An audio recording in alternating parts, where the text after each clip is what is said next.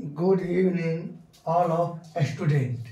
Good evening all of student. कि आप लोग कैसे हैं? ठीक ही हैं? पढ़ाई ठीक चल रहा होगा। आज आप लोग छुट्टी भी मनाए होंगे। चलिए, हम भी नहीं थे मधुबनी में, हम भी अभी आए हैं मधुबनी, और आने के साथ आप लोग के लिए वीडियो बनाने शुरू कर दिए। इसीलिए अच्छा से पढ़िए, मन से पढ़िए और ध्यान से पढ़िए, और जो भी चीज़ पढ़िए और साफ सुथरा पढ़िए। तो आज का जो सेशन होगा मेरा महत्वपूर्ण जीके एंड जीएस, मतलब जितने भी वस्तुनिष्ठ क्वेश्चन होंगे जो आगामी एग्जाम में डायरेक्ट हिट होंगे, ये रामबाण साबित होगा मेरे बच्चों। यकीन मानिए, विश्वास कीजिए। आप इनका कॉपी कम से कम बना के देखिए और पेपर में बैठ के देखिए, मन खुश नहीं हो जाएगा तो फिर मेरा नाम नहीं, संदीप यादव। चलिए आज का सेशन शुरू करते हैं। महत्वपूर्ण GK and GS plus current भी रहेगा इसमें। तो आइए, चलिए इसको आप लोग आगे बढ़ा रहे हैं सीरीज को। तो चलिए सबसे पहला देखते हैं, राष्ट्रीय बीज निगम लिमिटेड की स्थापना। राष्ट्रीय बीज निगम लिमिटेड की स्थापना। राष्ट्रीय बीज निगम लिमिटेड की स्थापना। इसकी स्थापना हुआ आपको 1963 ईस्वी में। 1963 ईस्वी में इसकी स्थापना हुआ।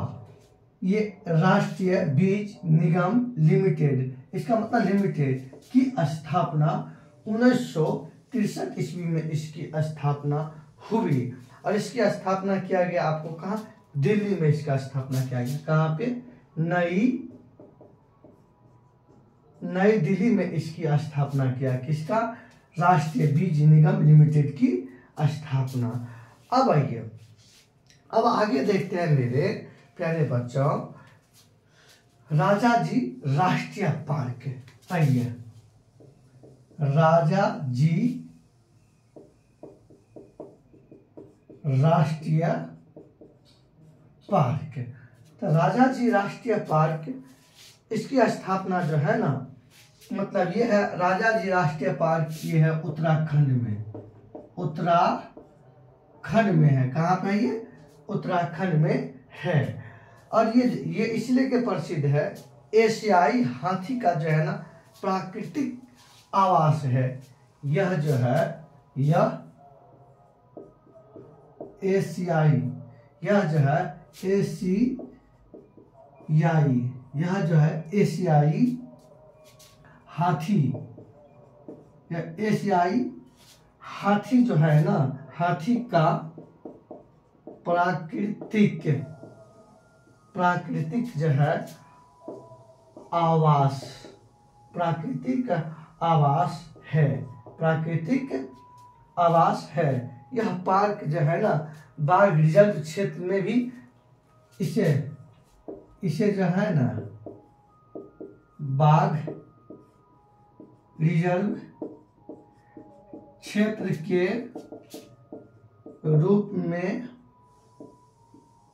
भी जाना जाता है। इसे जाना जाता है। अब आगे देखेंगे अपना लोग कैल्शियम कार्बाइड का सूत्र। कैल्शियम कार्बाइड का सूत्र। आइए, कैल्शियम कार्बाइड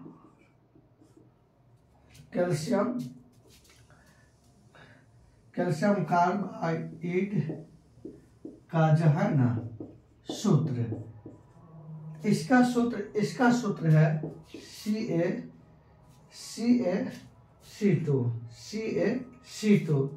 CaC2। ये जो है कैल्शियम कार्बाइड का जो है ना, ये सूत्र है। ये सूत्र है। इसे जो है, ये इसका सूत्र है। इसका रासायनिक सूत्र हो गया CaC2। कैल्शियम कार्बाइड का सूत्र हो गया। उसके बाद आइए देखते हैं मेरे बच्चों, आगे देखते हैं। आगे जैसे भगत सिंह हुए, भगत सिंह, एक बात जानिए, भगत सिंह इसका जन्म 1907 ईस्वी में हुआ। इनका जन्म कहाँ? 1907 ईस्वी में भगत सिंह के जन्म हुए। और जन्म स्थान इसका हो गया पंजाब। अब पंजाब के जो गांव है उसका नाम है बंगा गांव में इनका जन्म हुआ। अभी वर्तमान में ये पाकिस्तान में चला गया। ये क्षेत्र वर्तमान में देखिएगा। भगत सिंह का जन्म 1907 ईस्वी में पंजाब में हुआ। पंजाब के गांव बंगा में हुआ। और जो वर्तमान में ये पाकिस्तान के अंतर्गत, वर्तमान में कहाँ ये? वर्तमान में पाकिस्तान के अंतर्गत है। भगत सिंह के द्वारा दिया गया नारा हर कोई किस पता, सब किसी को पता है, सबको मालूम है कि इनकलाब जिंदाबाद, इन्हीं का नारा दे है ना, इन्हीं का नारा है। नारा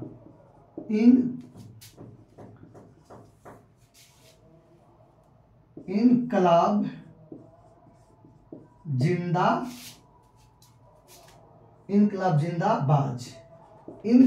जिंदाबाद भगत सिंह का ही नारा है। और भगत सिंह का ही नारा है। भगत सिंह को फांसी दिया गया 23 मार्च 1931 ईस्वी को। भगत सिंह, राजगुरु सुखदेव तीनों को एक साथ फांसी दिया गया 23 मार्च 1931 ईस्वी को। अब आप लोग बताइए, भगत सिंह अपने इसके मित्र है बटुकेश्वर दत्त। तो भगत सिंह और बटुकेश्वर दत्त ने दोनों ने मिल करके दिल्ली के असेंबली के खाली बेंचों पर बम कब फेंका था? ये आप लोग का क्वेश्चन है। आप लोग कमेंट सेक्शन में आंसर दीजिएगा कि भगत सिंह जो है ना दिल्ली स्थित असेंबली के खाली बेंचों पे बम कब फेंका था, और कब फेंका था ये आप लोग दीजिएगा कमेंट सेक्शन में आंसर। राष्ट्रीय बीज निगम लिमिटेड की स्थापना 1963 ईस्वी में नई दिल्ली में। राजा जी राष्ट्रीय पार्क उत्तराखंड में स्थित है। ये इसलिए प्रसिद्ध है, एशियाई हाथी का प्राकृतिक आवास है। इसे बाघ रिजर्व क्षेत्र के रूप में भी जाना जाता है। कैल्शियम कार्बाइड का सूत्र हो गया CaC2। भगत सिंह का जन्म 1907 ईस्वी में पंजाब के गांव बंगा जो वर्तमान कहाँ है? पाकिस्तान में है। इसके द्वारा इनकलाब जिंदाबाद। इन्हें 23 मार्च 1931 ईस्वी को फांसी दिया गया। किसको? भगत सिंह को फांसी दिया गया। तो चलिए इसकी स्क्रीनशॉट लीजिए, फिर आगे चलते हैं। स्क्रीनशॉट ले लिए होंगे। अब आइए आगे चलते हैं। अपना सब अच्छा से पढ़ेंगे और मजा से पढ़ेंगे, चिंता मत कीजिए। बहुत आज मैं पढ़ाने वाला हूँ, और ये यकीन मानिए कि ये आपको मैं विश्वास दिलाता हूँ। ये जो आपका महत्वपूर्ण स्टैटिक जीके का जो सीरीज चल रहा है मेरे बच्चों, ये इसमें 100 एपिसोड आएगा। जो 100 एपिसोड कर लेगा, दुनिया का जो भी एग्जाम बैठना है बैठिए, आपका क्वेश्चन नहीं छूटेंगे। ये मेरा भी दावा है आपके साथ। मैं इसका 100 एपिसोड लेकर आऊँगा। 1-2 एपिसोड में मैं 100 एपिसोड पूरा करके ही छोड़ूंगा। अब ये सबसे पहले बात देखते हैं हड़प्पा सभ्यता। सबसे पहले देखेंगे हड़प्पा। आइए, हड़प्पा सभ्यता। तो सबसे पहले हड़प्पा सभ्यता है मेरे बच्चों। हड़प्पा सभ्यता जो है ना, इसे सिंधु सभ्यता के नाम से भी जाना जाता है। इसे सैंधव सभ्यता, हड़प्पा सभ्यता, सिंधु सभ्यता, सैंधव सभ्यता, सब इन्हीं का नाम है। तो हड़प्पा सभ्यता जो है ना, ये कांस्य युगीन सभ्यता है। ये जो है ना कांस्य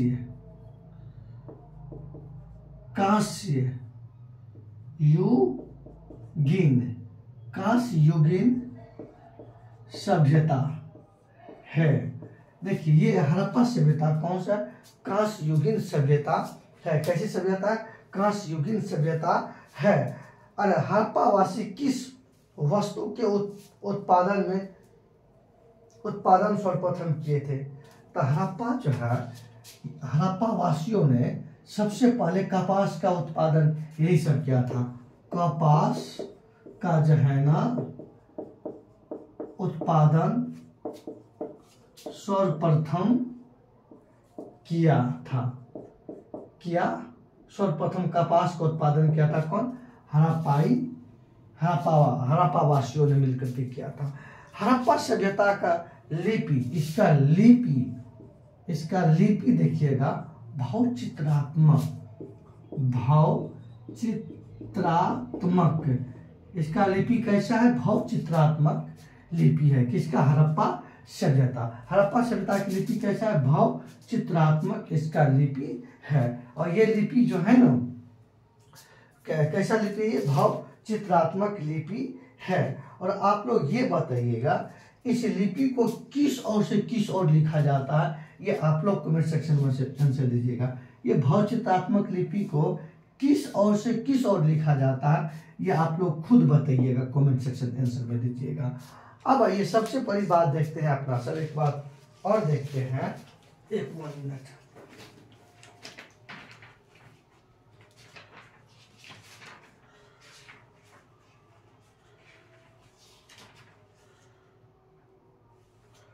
अब ये सबसे बड़ी बात देखते हैं।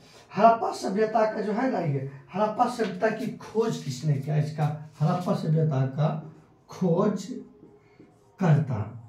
तो हड़प्पा सभ्यता की खोज किया दयाराम साहनी।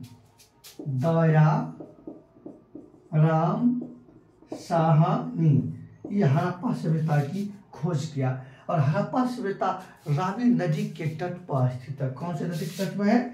ये रावी नदी के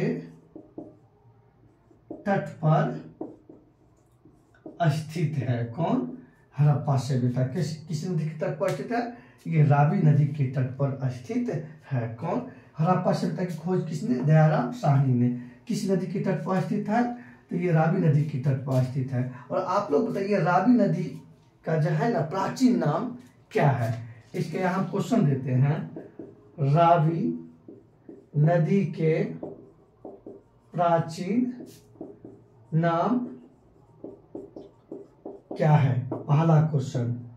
आइए मेरे बच्चों, दूसरा क्वेश्चन आप लोग को दे रहे हैं कि जो है दूसरा आप लोग को हम दूसरा क्वेश्चन दे रहे हैं जो पीछे बता चुके थे कि जो है ना भाषा सम्मान पुरस्कार किसके द्वारा दिया जाता है? भाषा सम्मान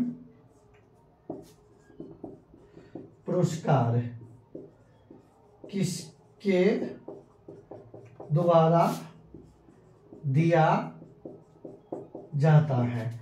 अगर आप लोग पढ़े होंगे पीछा वाला स्टैटिक जीके तो बच्चा श्योर ये आंसर इस दोनों करेंगे। दोनों को कमेंट सेक्शन में आंसर चाहिए मेरे प्यारे बच्चों, और जो दीजिएगा समझेंगे वो अच्छी तरह से पढ़ाई कर रहे होंगे। तो चलिए ये दो क्वेश्चन आपके लिए हैं और आगे चलते हैं। इसकी शॉट ले लीजिए, चलते रहेंगे। आज की कहानी लंबे होने वाला है, जल्दी से खत्म होगा ही नहीं। स्क्रीन शॉट लीजिए, आगे चलेंगे। तो जो सब क्वेश्चन आपको पूछे जा रहे हैं, कम से कम इस बहाना आपका रिवाइज तो हो जाएगा। मैं कुछ रिवाइज भी आपको इस प्रकार से रिवीजन क्लास है, ये महत्वपूर्ण क्लास है, एग्जाम के दृष्टिकोण से काफ़ी बेहद और होंगे। अब ये आगे देखते हैं अपना सब मिशन इंद्रधनुष। आइए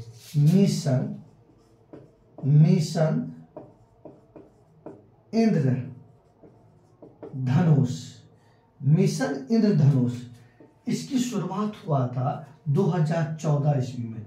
2014 ईस्वी में मिशन इंद्रधनुष की शुरुआत हुई।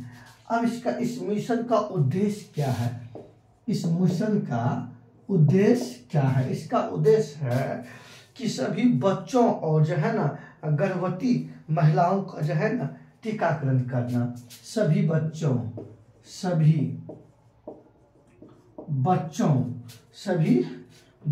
और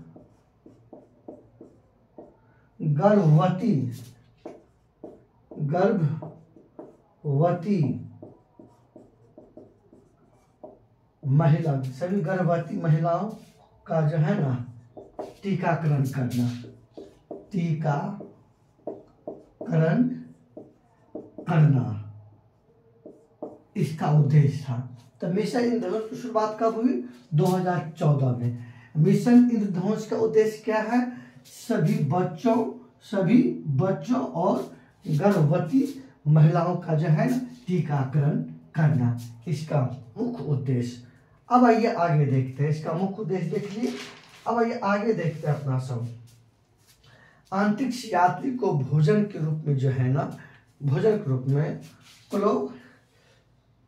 भोजन के रूप में क्लोरेला शैवाल दिया जाता है। आइए अंतरिक्ष यात्री को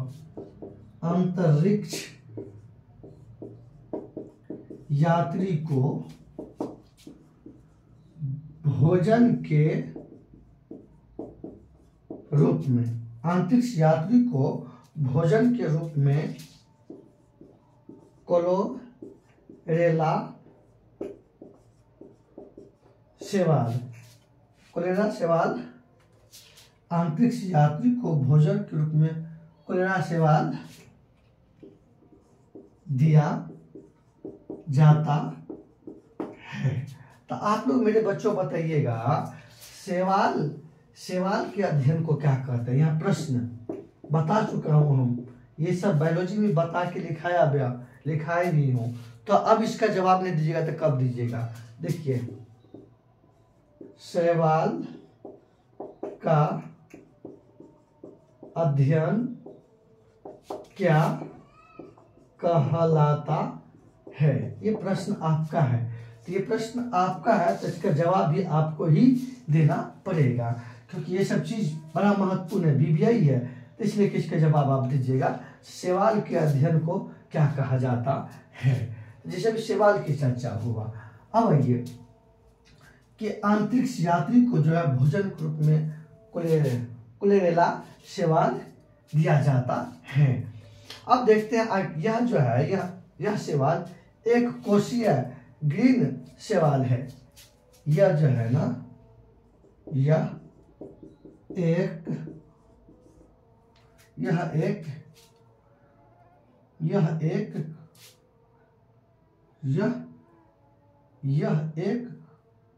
कोशीय ग्रीन